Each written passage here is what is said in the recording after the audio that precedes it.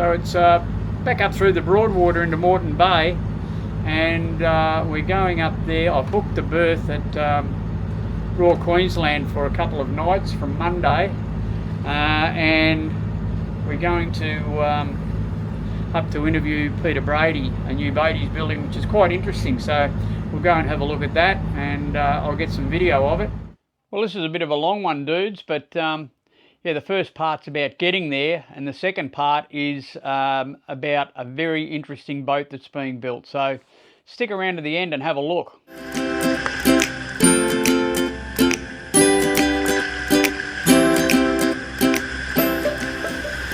Well, we don't wear skimpy bikinis. Hell, it frightens me when I take my shirt off. There's definitely no one pregnant here. This is motor sailing for old dudes. We do live on a boat, and we do cruise extensively along the Australian coast. Join us and visit some great destinations. Learn how to look after a boat and live off grid. It might even get you enthused to do the same thing.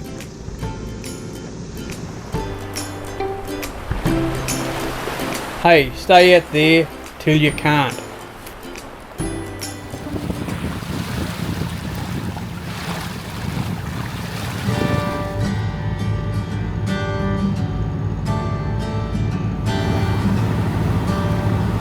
Well, some decisions to make. Shocking day. Looks like been crook weather up until Wednesday, I think. Rain. The wind seems to have gone a bit, and I'm just heading out into Moreton Bay now, out from behind the Clay Island. I might go over to Peel. I would like to dive on the props and just have a look and see what they're like, so I think I might go over there, anchor up. Peel Island's great, there's not much tide, and it's pretty clear water, so I can get in the water and do that pretty easily. So I think I might go over to Peel while the wind's like this. If it gets up, I might head further up into the bay, or either that, or I can go around to Lazarette Scudder for the night, and then we can go over to Manly tomorrow.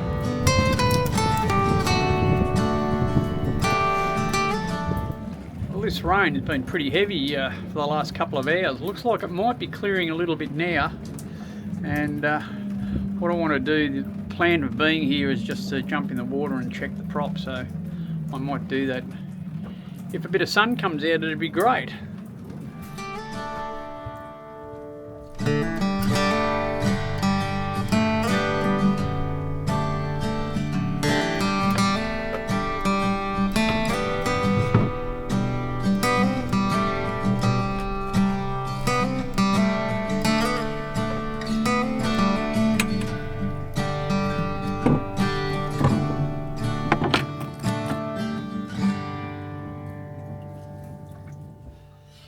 Well, what a bitch. Got the prop cleared. It picked up a crab pot somewhere along the way, I'd reckon, but that was wrapped around the prop and around the shaft a bit, so I got that off. But the downside, I have my new Mini 3 camera on my head, and I must have knocked it off on the bottom of the boat, and I lost it. It's under the bottom.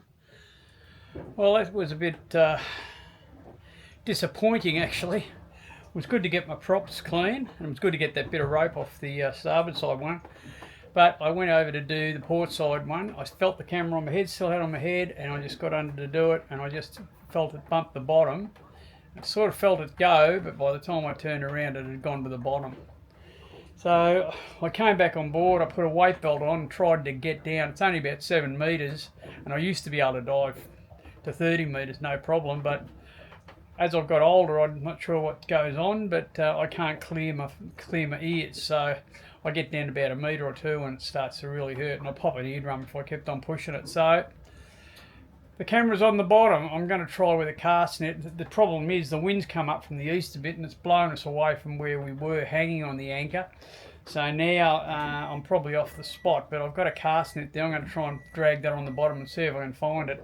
Otherwise, it's another investment in an Action 3. Bugger is all I can say. And all the footage is on it as well. So, bloody nuisance. But anyway, I should have thought about it and tied it onto me somehow. It was on an elastic headband, but it just hit the roof and brushed it off. I felt it go, but it must have gone to the bottom pretty quick. So another camera bites the dust. It's a bloody new one too. It's not even a month old. Well, the props are clean. So what I'm doing, I've just put a little ganged hook, little lure on a bit of lead, and I'm just casting it out trying to catch my camera.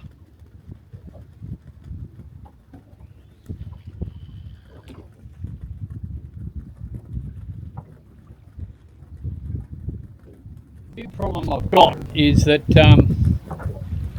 the wind is blowing from the east now. It was coming in from the south when I was doing the prop, so we swung around on the anchor chain and we could be 30 or 40 metres off where the camera went down. So I'll just stay here tonight, and if it's calmer in the morning we swing back. It might give me an opportunity to try this method, but yeah, I don't hold out many hopes of getting the camera back, unfortunately.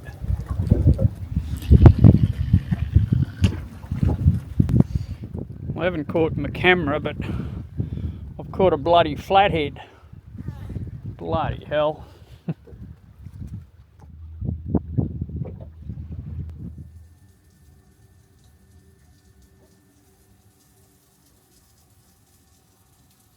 It looked like it was going to be a really calm night, but how wrong I was.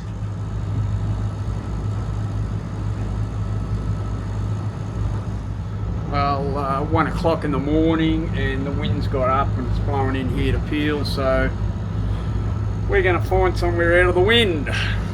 Bugger.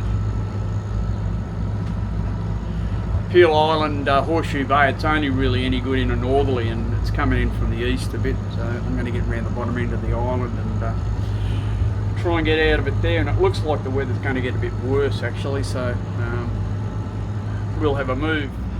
You may wonder why I'm doing this in the middle of the night, but with that wind getting up, it puts us on what's called a lee shore, so the wind is blowing us in the direction of the shoreline, and that's not where you want to be, because if something does go wrong, if you drag anchor or do something like that, you're going to end up, in this case, on a bit of reef, which I definitely don't want to do.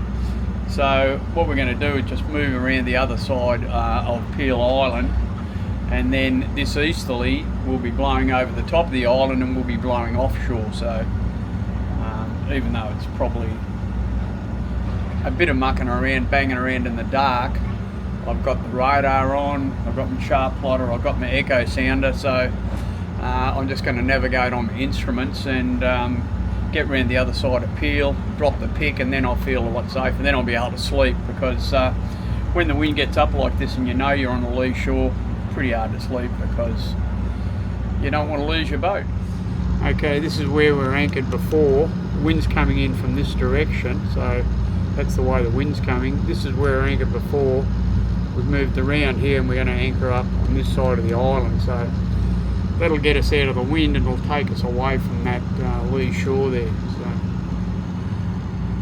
I'm just going to sneak in here.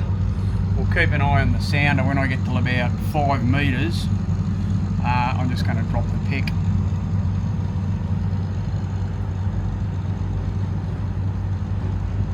That should put us out of the weather.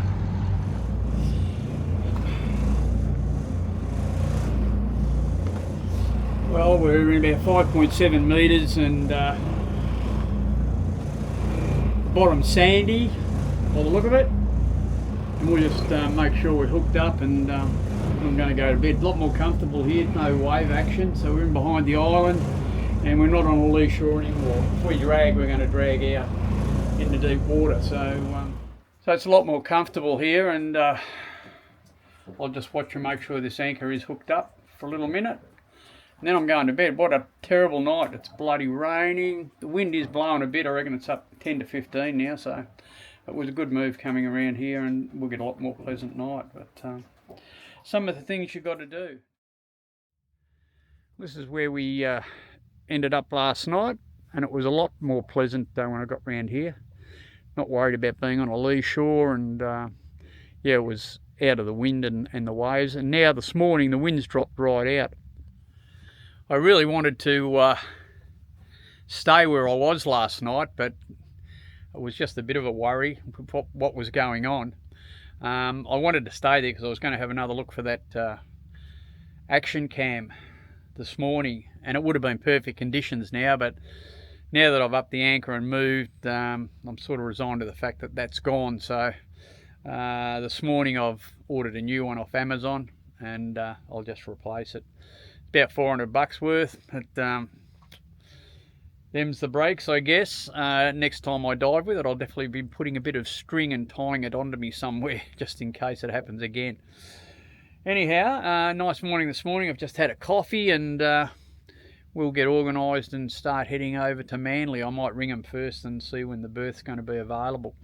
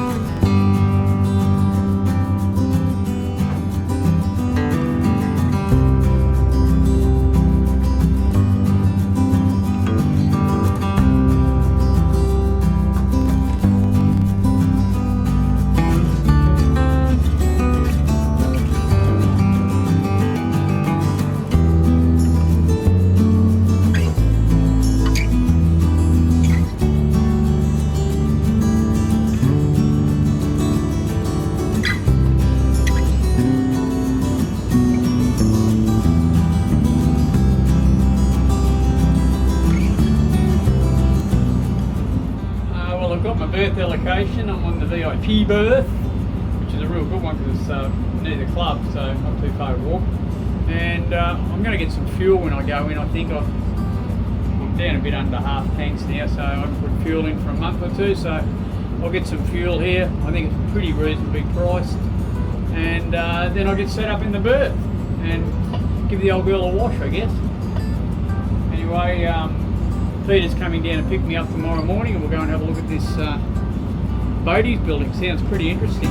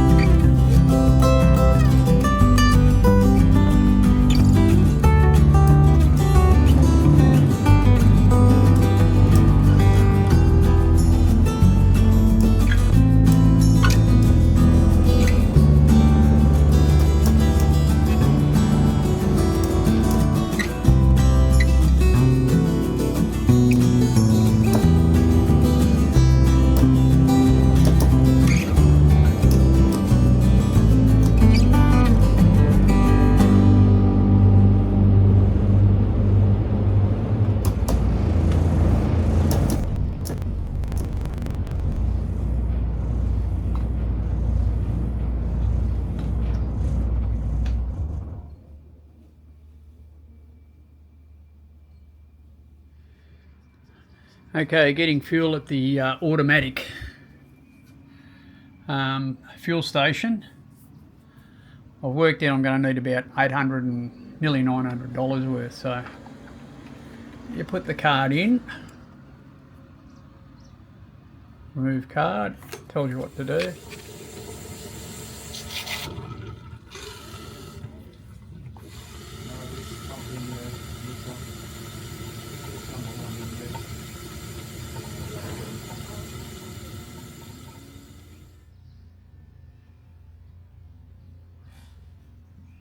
So that's fuel, $729 in 2 months. That's not too bad, just banging around the Broadwater here, not doing the big miles. It is getting quite expensive, $2.14 a litre. So yeah, we're getting ripped for fuel on the water.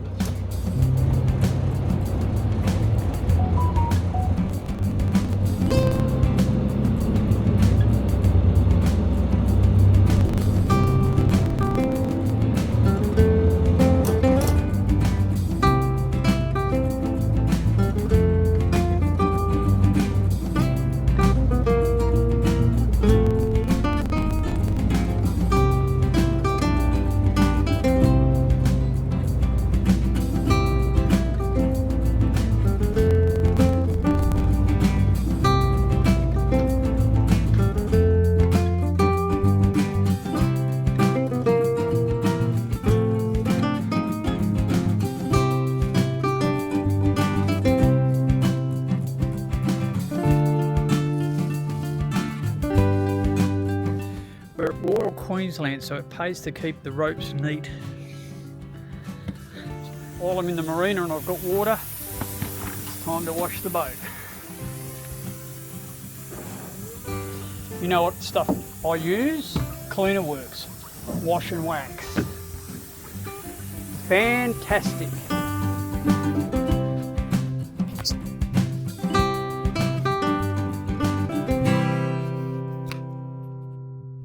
And now we're off to see a very unique concept for a boat build. Bruce's boat that we've had a look at was designed by this gentleman I'm with at the moment. I've come to have a look at another boat he's going to start building in probably a month or two, and it's quite an interesting concept. I'm with Peter Brady. He's a well-known Australian designer and boat builder. Maybe I should say he's a well-known New Zealander who lives in Australia, boat builder and designer, because Peter's heritage is from NZ. But yeah, he's brought me down here to have a look at a very different concept in boats, and I guess something that old dudes should maybe take note of if you're looking for a boat. So Peter, just tell us a little bit about your background and your moving into designing and boat building. Well, I always wanted to be a designer, even from when I was probably 12 years of age. And the way to go into it in New Zealand was through the boat building trade. I was accepted for architecture as well, but boat building seemed a more practical way, and it was following hot on the heels of Ron Holland and Bruce Farr. They were those few years ahead of me, so it was a big thing to look forward to. I was lucky to be able to do what I wanted to do all my life. So I started designing when I was 12 or 13 to model boats, and then studied design in Auckland at the Tech when we went up for our courses there. And then when I came to Australia, I started trying to get into design, and got my big break really in 86, 87 with another ex-New Zealand couple.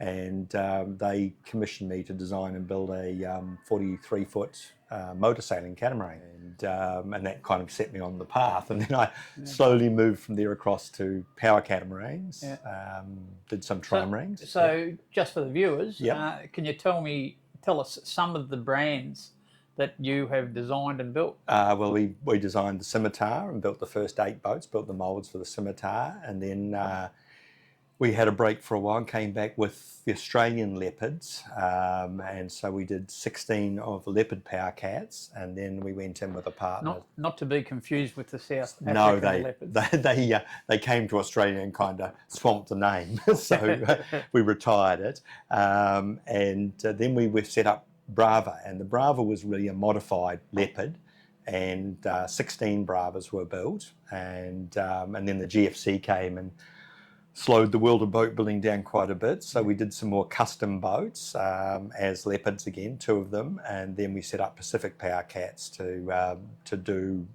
some more custom work. And then we actually got the hull mould back from the Brava and made some alterations and modifications to it, and kept kind of exploring the edges of Power Cat design with it. And we've built another, I think, 7 or 8 out of that since. So.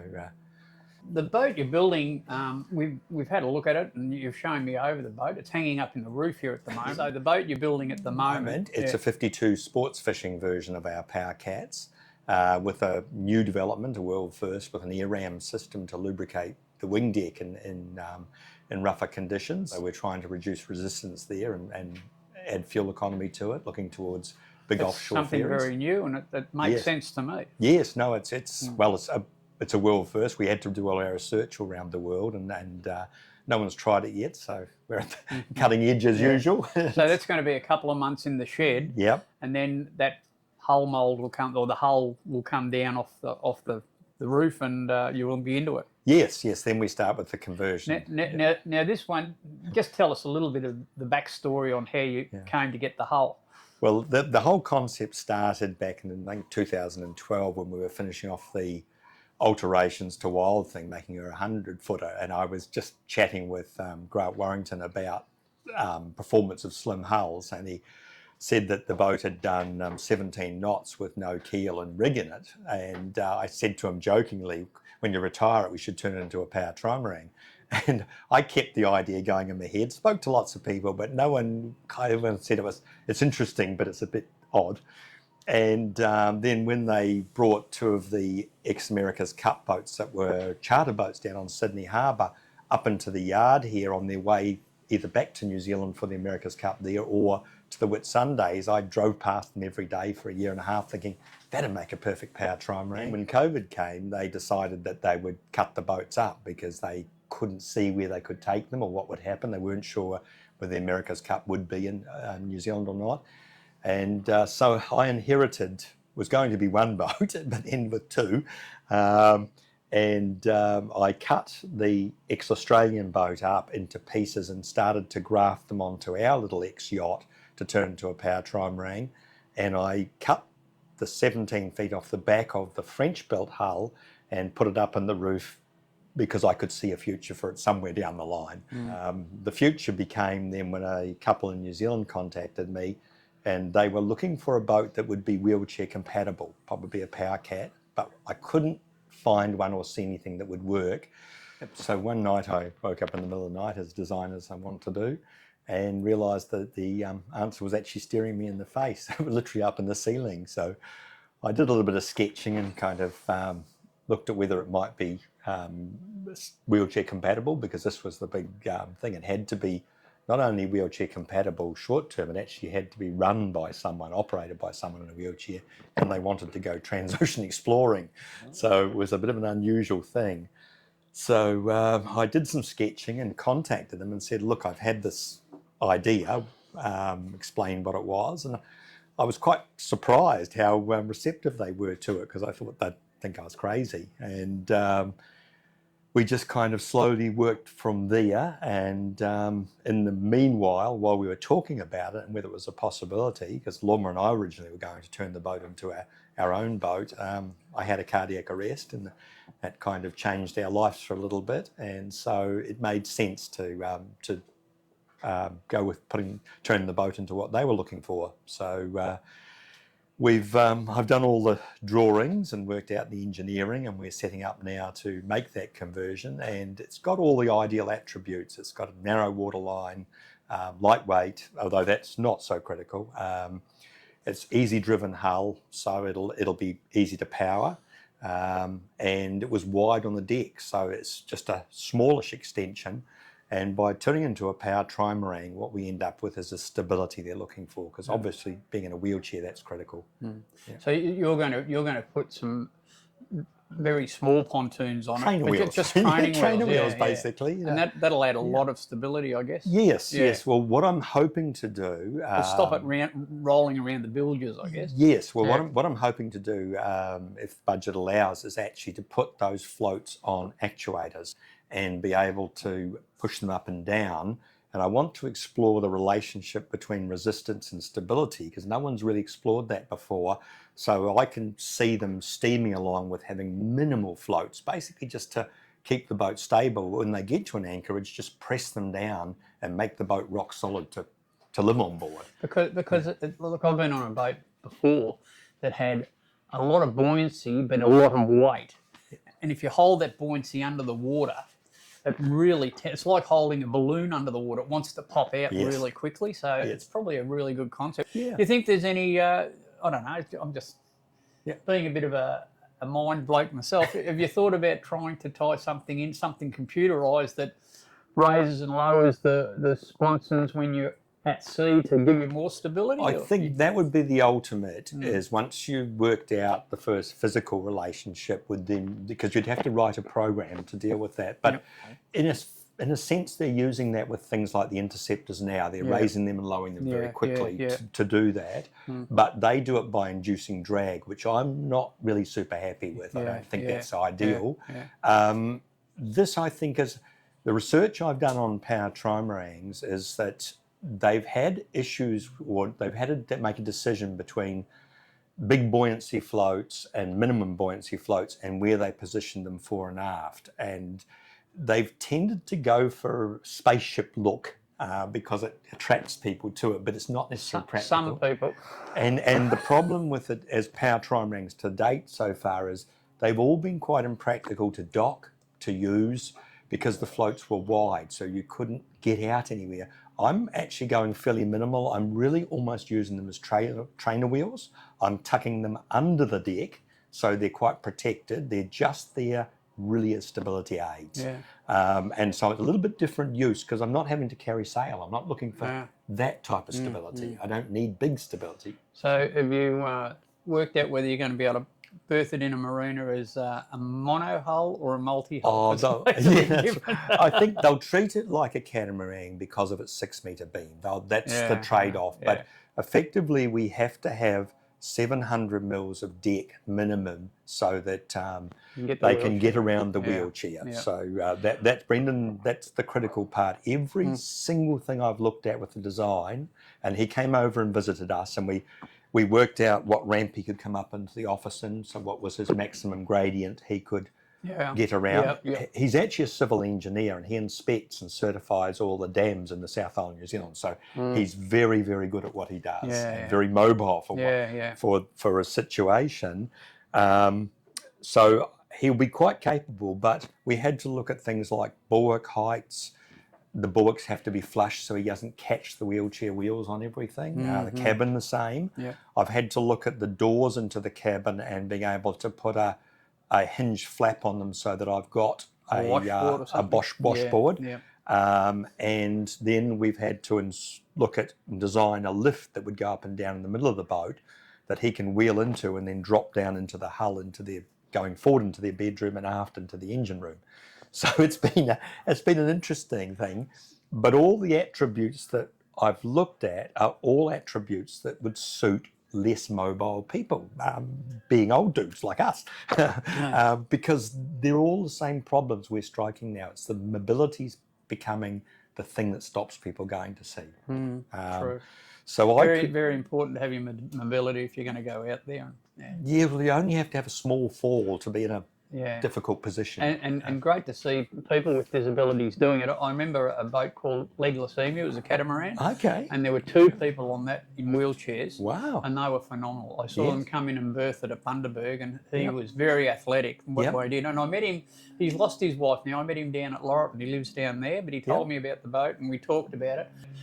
The cabin had plenty of side deck space to get up to the thing and all that. And good on him. Like I guess that a boat being a small confine on a wheelchair, it makes it a little bit easier because that's your world, you know. Yes. And if you can get around it easily, I guess it makes a lot of sense. Yes, well, he travelled the world as a young man, and he was in an industrial accident when he was 19. He travelled the world in a wheelchair, so he is very capable, very determined. Yeah. And Sarah's a community nurse, so he's got a very good helper by his side with it. But the most important thing has been just to, you've got to stop and actually look at wheelchairs, because you see them every day, but you don't think a lot about them, and just where they have to put their hands, what width there is of them, as I say, what gradients they can climb up, could they get back in if they fell out of it on the boat, and could they get, what the worst that would happen was he'd be washed around the deck. That would be the worst that could happen. But he's inside the bullocks, and he's safe. On my boat with bullocks all around, it makes you feel very safe. Like you're there to. I've been into some pretty rough conditions, and to be honest, I don't even put a life jacket on, which I'm pretty silly, I suppose. But then again, inside those bullocks, you just feel like you're enclosed. You know, it's good. Yes, and even that was a bit of a trade-off between. I didn't want to go too high because he's got to also be able to reach over them. I've had to put the cleats up on the top of them, and I put the anchor winch up so that it's at the same level, so you can operate it, using a horizontal for the same reasons. I've had to look at all the visibility lines. One of the most difficult parts will be the seating arrangement, because it's got to obviously go up and down, but it's got to have a 4-point harness in it, like a racing car, because he's got to be strapped into it because of body strength. So the good thing was, right from the start, I didn't know really what questions to ask them politically correctly, in a sense, and they just said, don't worry about it, just ask anything you want to ask, because you need to know how we live, how we operate. So that was good. We got onto a really good level straight away with that. But as I say, it's another challenge from a designer's point of view, and it's no more difficult than trying to win a race or have extreme economy, fuel economy and range. It's just another challenge, and you've just got to kind of meet the challenge. Well, it's going to be interesting. I hope I can get back here and film a bit of the build process, and maybe this might be another video for down the track when you launch it. No, it'd be great. Fantastic. It'd be great. We'll sort of keep our finger on the pulse, and I'll talk to Peter occasionally and see what's going on. Now, listen, just a bit of your background. I hear that you're a little bit sensitised to epoxy. Now, I went down that track about 20 years ago, and I know what it's like. Yes. So have you ever thought of giving this life away and getting on a boat and cruising? No. Look, we love sailing, but the reality is my job's not done. I've set a path in my life to be a good designer. I didn't set out to be a rich designer or anything else. I set out to be a good designer and to not have anyone hurt on my boats or lose a boat, and I've kept that to date for all the boats we have out there. Not one's been lost, and that's what I'm most proud of with it. But no, I've still got lots of boats in my head. I could see myself cruising on a boat designing. I don't have an issue with that. But my sensitivity to epoxy was actually in my throat, not my skin. I'm fine with my skin. I woke up one morning with, looked like I'd been punched in the nose. My eyes were just blown up. We've had a number of people, including business partners, that have had that. I don't think it's good stuff to play with long term. No, bisphenols aren't always the nicest thing out with it. But the funny thing is, Lorma's not sensitised to that, but she's actually sensitised to gloves. She has to wear nitrite gloves. Well, I think after seeing Lorma 5 minutes ago, I've only just met her briefly, but I think she'd like to live on a boat for a while. Yes. I think she's got to work on you a bit, mate. She's never been seasick in her life. She has the most unbelievable sea legs and stomach you've ever come across. You should be out there for sure then. Yes, that's exactly right. Oh, look, we've done our fair share of sailing, and I've been lucky enough to spend a lot of time on my owner's boats. I think Lorma and I are both, between us delivering the boats, have clocked up about 10,000 sea miles, which has been Well, great. I can see it as a designer. You can do plenty of design work on a boat with the comms we've got these days, Starlink and all that. You can work off a boat pretty easily. Yes. So this is. I'm not trying to push you in any direction. No. If you enjoy what you're doing, you keep doing it. I haven't gone to work in my life really. I've been lucky enough. I'm one of the rare people in the world, and I know I am rare in the world, to have done whatever I wanted, and I've done it with my best girl by my side. Okay.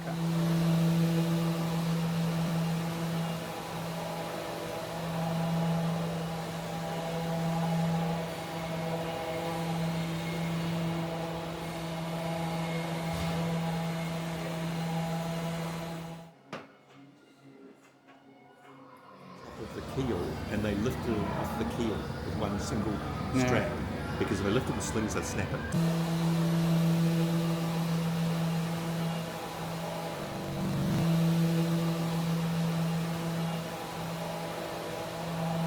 The keel was tied into the boat with a huge big high tensile plate which bolted through, so that was 18 tonnes, 18 feet down, 18 tonne bulb, and then it was basically supported by this frame coming down through high tensile rods. So it was just tied round in a big triangle.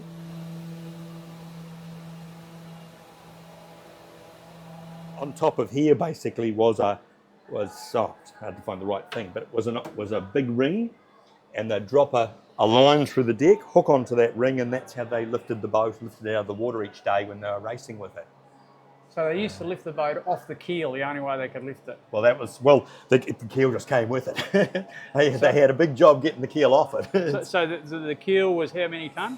It was 18 tonnes. 18 tonne. So high tensile fin, as thin as they could get it, and then an 18 tonne bulb 18 feet down. So that's where the stability came from. So 18 tonne, and how heavy was the rig? I don't know the weight of it, but it was a 110-foot carbon mast, so I would say probably a tonne. With it, when it ran on Sydney Harbour, guys said they backed the rigging loads off to about 22 tonne because they were just running with 40 passengers. But when they raced them, they raced the rigging loads at 50 tonnes. So you've taken all that off the boat? Yes. And what does this hull weigh now? We think about 3 tonnes. So when it tonne. comes down to the ground, I'll know. And you have cut how much out of the back of it? I cut 17 feet off the back, and we've cut the deck off now, but of course we'll replace it with a new deck and a wheelhouse, and 2 heavy engines, big fuel capacity, and we'll do the fit out inside the boat quite low tech, probably in quite heavy plywood, just because we've got to put weight back in, but also it's the most economical way of doing it. These 2 sections sitting in the boat still, I've got to work out how I'm going to get them out. They're solid carbon fibre mast partners. So that's where the mast sat in that gap. That's half of it. So that's the starboard mast partner. The other one's the port mast partner. So they took the deck loads and distributed them out into this frame at the side here. And you can see the thickness of the carbon on there. You get an idea. That's all solid carbon. That's all solid pre-preg carbon. So this was state of the art in its day, no expense spared, built in France. So I've got, the hull would have been in the millions to build at that stage. All the bulkheads except the very bow collision bulkhead were actually fitted in New South Wales to bring the boat into survey. So she was effectively just a huge big open tube for those 50-tonne rigging loads, which explains why the hull itself is so stiff and so thick, and why we were so confident that we didn't have an issue with doing what we're doing to it, because it was so strong in its day. We've taken 90% of the loads it could ever see again out of it, gone, and all we're doing now is, as a power boat, is basically driving around quietly. So we'll have to deal with other things like the driving loads at big seas, because she would have raced in the harbour or in reasonably protected waters most of her life, even racing, but under extreme loads. So forward of this bulkhead will become Danielle, their daughter's bedroom. So she'll have around a 16-foot long bedroom. So that'll be her kind of living place as a teenager when they go cruising. In the middle here will be a guest bedroom. And then this will be the owner's bedroom and owner's bathroom in the middle of the boat, and then after that is the engine room. So we're using the tanks, the big heavy tanks with 2,000 litres each side capacity. We'll use them as a sound blocker between the engines and the accommodation, because that'll absorb a lot of the sounds of the system. I guess the electrics on board are going to be a little bit more extensive, Pete. Yes, these were just day electrics effectively for charter on Sydney Harbour. She will be effectively an electric boat for a safety point of view, with a 17 kVA genset in the back. But that also will run a hydraulic power pack for the HIAB to lift them onto the wharf.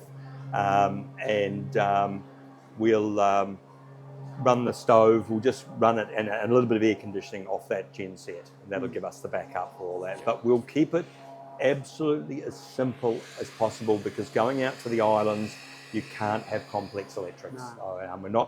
We're just going to go with conventional batteries because we want the weight in the boat, and again we want the simplicity in the boat. Yeah. So You're not going lithium. no. I looked at it. Cost is one thing, but also just the issues of taking lithium to the islands and someone maintaining it. It is a little bit more complicated. We've done a lot of lithium. You'll get the weight. I've done a lot of lithium Yeah, boats, yeah. but in this case here, I don't mind. I'm just looking for absolute simplicity in this boat, because they've got to be able to deal with that wherever they go. You can literally turn any monohull sailing boat into a power trimaran. I don't have any reservations on whether it's heavy displacement. You just won't get the performance out of it. But this boat here was your ideal donut. It was low wetted surface, minimal waterline, big flared top sides, and a very flat floor, so we could literally go onto the floor in the middle here, and a very strong floor through the middle here. So if you were looking for a donor boat, this is ideal. But anything from a Far 40, Adams 10, any of the flatter run, faster sailing boats are perfect for converting to powerboat. Yeah. What you get from the conversion is a stability, and the thing that we've recognised over the years that's made power cats so popular, it's actually stability. It's not the fuel economy, it's not the range. They're two big factors. It's stability. When they walk on the boat on a boat show, if it doesn't move, everyone in the family goes, this is for me, I could be on this. So you don't have to have a good stomach. You don't have to be an experienced boat. What you have is a very stable platform to learn from. And that's why they're kind of taking over in their own way. Two 2,000 litre fuel tanks, you can see the mark on the wall there. They'll go right up to the new deck level, and they'll fill in that area either side, and then the engines will sit behind them. This bulkhead here will be cut down into a ring frame, and the engines will actually go right back with the gen set sitting back against that original bulkhead or part bulkhead back there. So it'll be a nice big long clean engine room, and it'll have a raised floor so you can get right round the engines to maintain them. And obviously it had sail drives in it. Yes, 255 horsepower Volvo sail drives originally with folding propellers, and it did 9 knots, fully rigged with the keel on, so it's a very, very easy driven hull.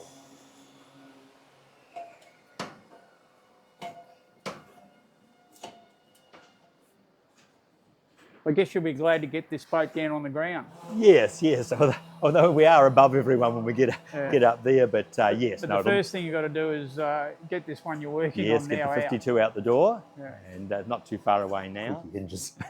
Thanks very much, Peter. It's been great. We'll try and keep our finger on the pulse on this, and it'd be good to see, I don't know where I'm going to be in 12 months or whatever, but we'll try to keep our finger on the pulse and see what's going on. And it'd be great to come down and watch you launch it. We're going to film it all the way through, so we can send the things to you as we go along with it, and we'll show everyone ourselves because we think it's something different, something special. So. Well, thanks, Peter, and hope you've enjoyed this one, dudes. Don't forget, subscribe, like, share it with your friends. That helps get it out there.